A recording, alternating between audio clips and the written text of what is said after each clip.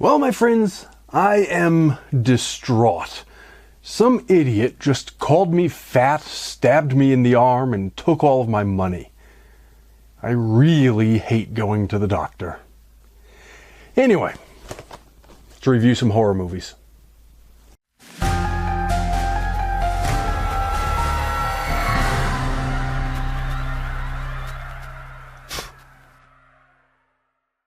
Well, we're actually combining two review videos into one for this month. We're talking about the March and April of 2024 HorrorPack offerings. That would be these here. So I've got this nice little stack of movies to review. As is our way on this channel, I open up the HorrorPacks when they come in and talk about them a little bit. And then, as of this year, I've been posting actual reviews of the films monthly once I've had a chance to watch them. And as always, you can find links down in the What's-It where you can get these films for yourself if any of them happen to catch your attention.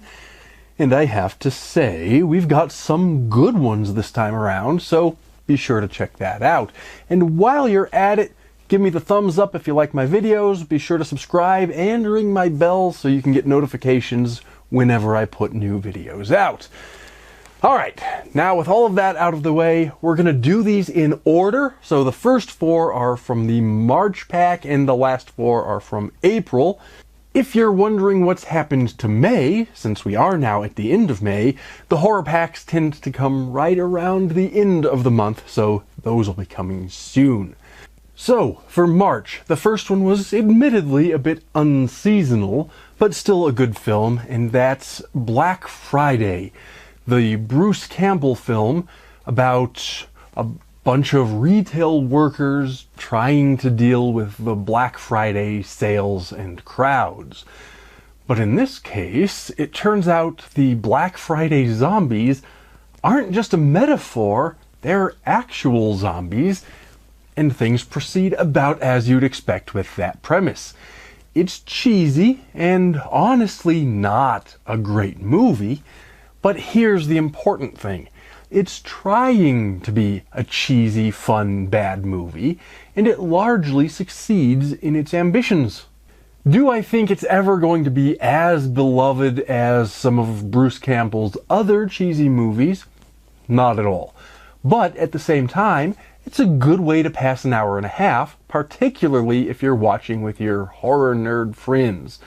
I do think it's best enjoyed during its own season rather than the current time of year, but I, for one, would have no problem putting this on while sheltering in my house on the day after Thanksgiving to avoid the retail crowds. I'll give this one a grade of B-, I think. But since it's deliberately trying to be a B movie, I think that's probably exactly what it would want. Next up is The Last Victim. I didn't really know what to expect out of this one. What it ends up being about is a group of criminals running from the police after a grisly murder. They have a chance encounter with a couple traveling across the country, and as these three groups, the police, the criminals, and the couple, cross each other's paths, their interactions become increasingly violent. I don't know that I'd really call this a horror movie per se. The description on the back of the case, in fact, calls it a neo-Western thriller, and that does seem like the most apt description. However, it does borrow tropes from a lot of horror movies, particularly revenge films like I Spit on Your Grave. So while it may not be horror in and of itself, it has a lot of the elements that fans of our genre are looking for, combined with some clear inspiration from the Coen brothers' No Country for Old Men. Other reviewers don't seem to have been all that impressed by it, but I was actually really confused when I saw how many negative reviews it's received. I think perhaps a lot of people are turned off by a relatively slow second act, but that's actually a plus for me. Following a rather explosive opening scene, it quickly slows right down and then takes its time to actually let us follow along with these groups of characters for a while in such a way that the scenes of violence, when they do come, and they do come, are actually rendered more thrilling by the contrast. Admittedly, I found the denouement a bit of a letdown compared to the rest of the film, but even a slightly weak ending didn't really ruin it for me. It may not be perfect, and it certainly isn't, but it's still a good watch, made all the more impressive since I discovered while researching for this review that this is apparently the director's first, and so far only, feature film. I'll give this one a solid B+. Third for March was The Breach.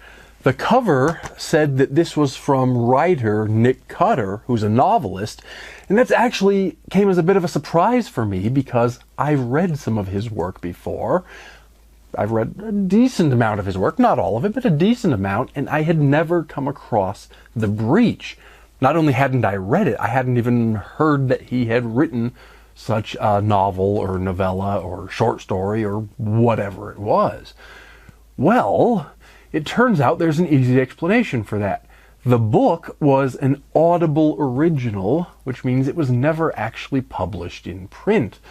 And don't get me wrong, I'm not opposed to audiobooks themselves. Lord knows they come in handy when one's doing a bit of driving or something like that. In fact, I've been picking out some audiobooks for my own upcoming trip to San Diego for StokerCon.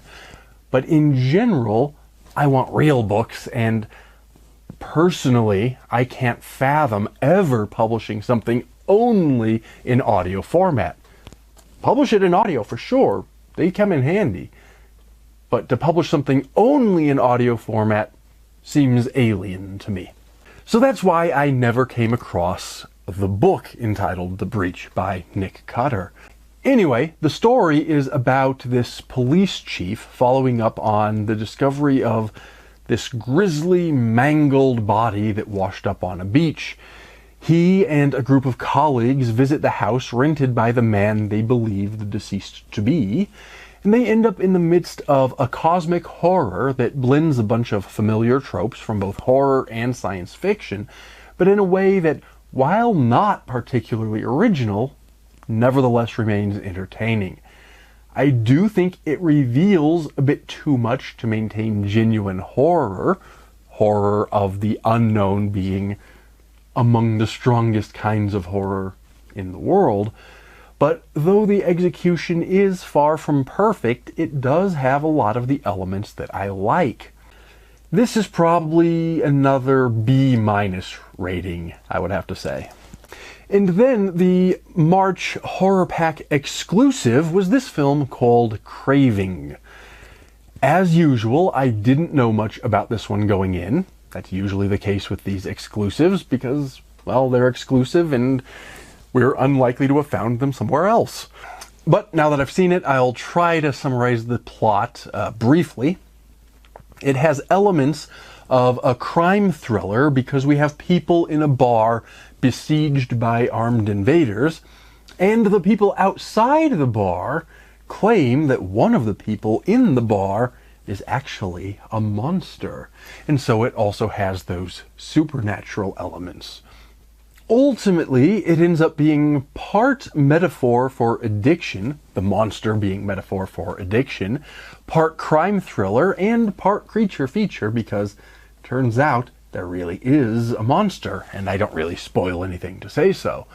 And those elements, those three elements of crime, addiction, and creature feature do work well together, even though in this case I don't think they ever quite mesh together perfectly.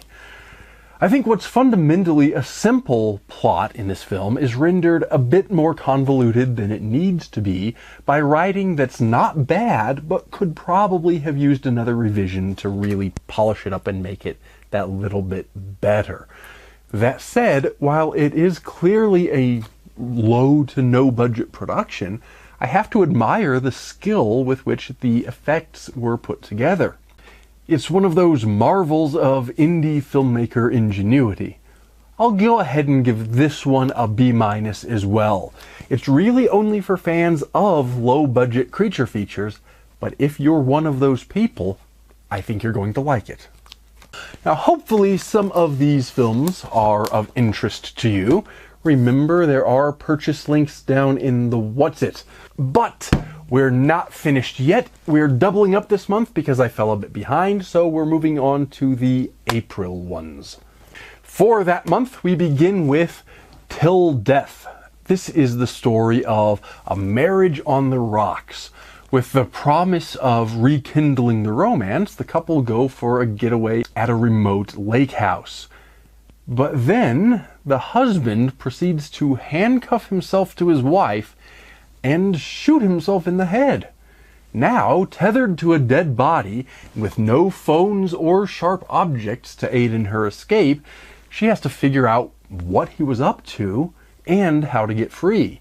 And the plot does develop further and ends up being quite a tense thriller, though I don't really want to spoil too much of what actually happens. Suffice it to say, it's tense throughout, which makes for an exciting watch, but it struggles a bit in, I would say, two departments. First, I don't actually like any of the characters in this film. I'm not going to say a cheating wife deserves to be handcuffed to her dead husband in a remote lake house. Far from it. But I am saying that I find her a lot less sympathetic than a lead character probably ought to be. So while it's tense, it doesn't pack the emotional wallop I might have hoped for, because I really just didn't like any of the characters. And then, the second dimension, it struggles a bit in terms of plausibility. The husband's plan, why he handcuffed himself to his wife and then killed himself, is further explained and developed as the story progresses, which is important and a good thing, but I just don't quite get why he set things up the way he did. So again, it's plenty tense while watching it. These thoughts aren't occurring to me necessarily during the film, but once it's off, as soon as those credits rolled, I immediately found myself thinking, there's got to be a smarter and more efficient way he could have achieved the things that he set out to achieve. So, at the end of the day, I can't call it great, but it is entertaining, and so I'll give this one a C+. That brings us to My Friend Dahmer, which is based on a graphic novel memoir written by someone Jeffrey Dahmer went to high school with. Can you imagine high school with Jeffrey Dahmer? Boggles the mind, no? And in that graphic novel, and then in this film, it tells the story of what Dahmer was like in his youth. And it's interesting, to say the least. First of all, the casting here is brilliant. The kid who plays Dahmer looks the part and seems entirely convincing. He seems like what I would imagine Dahmer might very well have been like before the things that he's known for. And let's just say that's a bit unsettling to watch. But when it comes to plot, there really isn't much of one. This doesn't have the traditional setup, conflict resolution kind of narrative structure.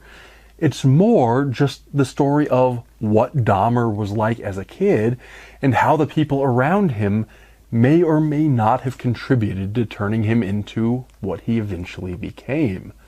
In fact, though he does exhibit plenty of disturbing behavior throughout the film, none of the murders are included. The credits roll just before that part of his life gets started. In that regard, it's much more of a drama than an actual horror movie, and yet it absolutely is a horror movie because it's frightening to see what someone like Dahmer was like before he was Dahmer. If you didn't know what Dahmer went on to do, this would be a horribly boring film. Just scenes of high school students behaving strangely, yes, but doing the kinds of things that disturbed high school students might do. The plot does not stand on its own at all. But knowing what we do of true crime history, it's the kind of thing that you can't look away from, and it might even be haunting in its own unusual sort of way. One review that I read on Rotten Tomatoes while I was preparing for this review, just to get a sense of what other people were thinking, said that it was more interesting than engaging. And I completely understand what the reviewer was getting at, and on some level I agree. It is more interesting than engaging. But at the same time, I'm not quite sure I actually understand the difference, because to me, it's engaging because it's interesting. Let's just say you have to be in the right sort of mood or headspace for a film like this.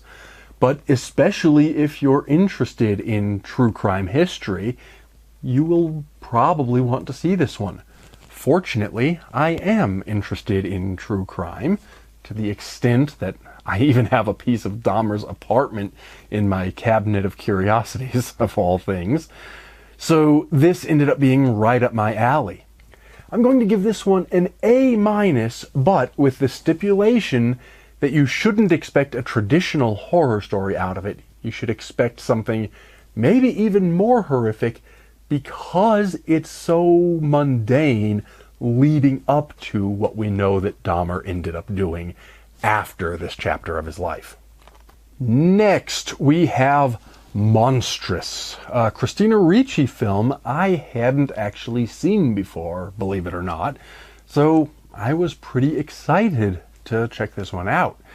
The setup here is that it's a period film set in the late 1950s. Ricci is a mother who has fled with her young son to get away from an abusive husband and to start a new life.